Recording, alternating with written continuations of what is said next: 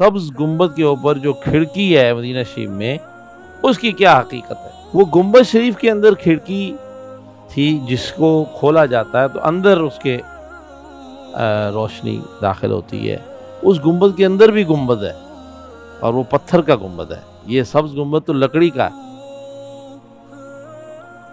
اور اسی طرح حضرت سیدہ ام المومنین سلام اللہ تعالی علیہا عائشہ پاک سے روایت ہے کہ مدینہ طیبہ میں جب قحط ہو جاتا، مشکلات آ جاتی، تو وہ رسول پاک صلی اللہ علیہ وسلم کے حجرہ مبارکہ کے روشن دان کی کھڑکی کھلواتی تھی، جس سے دھوپ اندر جاتی تھی، بس فوراً بارش ہو جاتی تھی اور جو مشکل ہوتی تھی ٹل جاتی تھی۔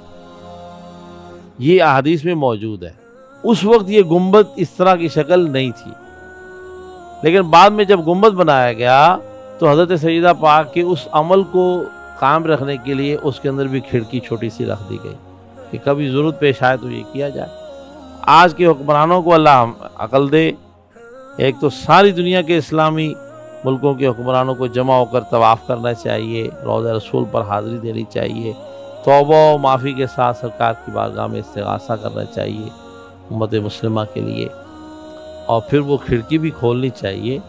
نہ صرف عالم اسلام پر کرم ہوگا، عالم انسانیت سے ہی بلائیں ٹل جائیں گی۔ یہ بلائیں حضور کے لیے ٹالنا کیا ہے؟ آپ کے نام کی، آپ دافع البلا ہے، آپ کا نام، آپ کی نگاہ، آپ کی دعا، تو کوئی بڑی بات نہیں ہے۔ یہ کھڑکی اسی کا نشان ہے۔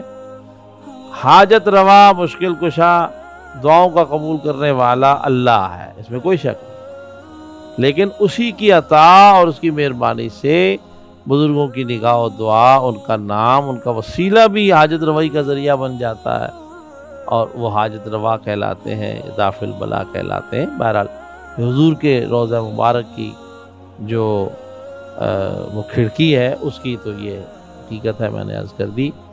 اللہ تعالیٰ سے دعا کرتے ہیں کہ وہ اپنے کرم، اپنی عنایت، اپنے فضل اور اپنی خاص مہربانی سے ہم سب کو مالا مال فرمائے، حق و سچ کہنے، قبول کرنے اور عمل کرنے کی توفیق عطا فرمائے۔